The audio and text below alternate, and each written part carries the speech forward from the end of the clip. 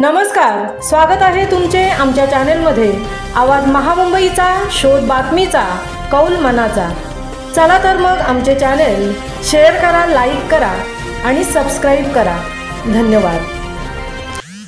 अलिबाग तालुक्यातील मालाडे नांगरवाडी गावची सुकन्या सृष्टी धुमाळची भारतीय लष्करी दलात निवड। बॉर्डर सिक्युरिटी फोर्स म्हणजे थोडक्यात BSF हे भारताचे एक प्रमुख सशस्त्र पोलीस दल आहे आणि जगातील सर्वात मोठे सीमारक्षक दल आहे, ज्याची स्थापना 1 डिसेंबर 1965 रोजी झाली। हे भारत सरकारच्या गृह मंत्रालयाच्या अंतर्गत काम करते। 1 डिसेंबर 2023 रोजी 59वा सीमा सुरक्षा दिन साजरा करण्यात आला। शांततेच्या काळात भारताच्या आंतरराष्ट्रीय सीमेवर सतत लक्ष ठेवणे, भारताच्या जमिनीच्या सीमेचे रक्षण करणे आणि आंतरराष्ट्रीय गुन्हेगारी रोखणे ही त्याची जबाबदारी आहे।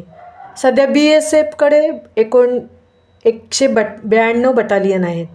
भारतीय सशस्त्र दलाच्या सर्व शाखांमध्ये महिला देखील लढाऊ भूमिकेत कार्यरत आहेत।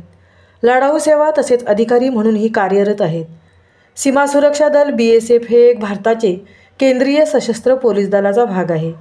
भारतीय सीमा सुरक्षा दल या महत्त्वाच्या क्षेत्रात मालाडे नांगरवाडीसारख्या खेडेगावातील शूरकन्या कुमारी सृष्टी परशुराम धुमाळ हिची सीमा सुरक्षा दल BSF या भारतीय लष्करी दलात निवड होणे ही समस्त महिला, मुली आणि नांगरवाडी गावासाठी अभिमानास्पद गोष्ट आहे।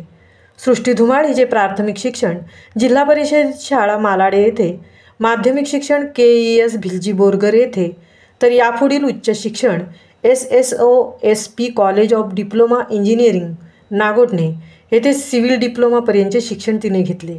त्यानंतर आपल्या देशासाठी आपण काहीतरी कर्तव्य पार पाडले पाहिजे ही जिद्द मनात ठेवून देशभक्तीचे वेड असल्याने राजश्री शाहू करियर अकॅडमी कोल्हापूर येथे 2 वर्षे लष्करी भरती प्रशिक्षण पूर्ण केले आणि आता या ध्येयवेड्या मुलीची निवड बॉर्डर सिक्युरिटी फोर्स म्हणजे BSF मध्ये झाली आहे।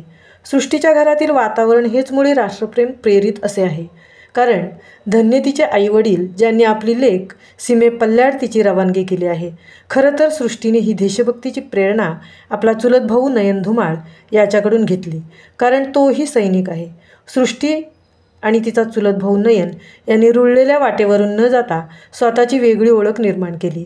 आईवडिलांसोबत राहून शिक्षण घेण्यापेक्षा लांब सीमेवर जाऊन देशसेवा त्यांनी पत्करली।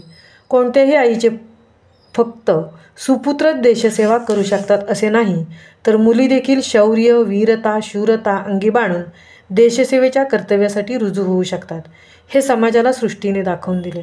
ज्या मातेने आपल्या लेकीला सासरी पाठवण्याच्या अगोदर भारतमातेच्या सदनी देशसेवा करण्यासाठी पाठवणी केली, अशा या मातेला मानाचा मुजरा, सलाम तिच्या या त्यागासाठी।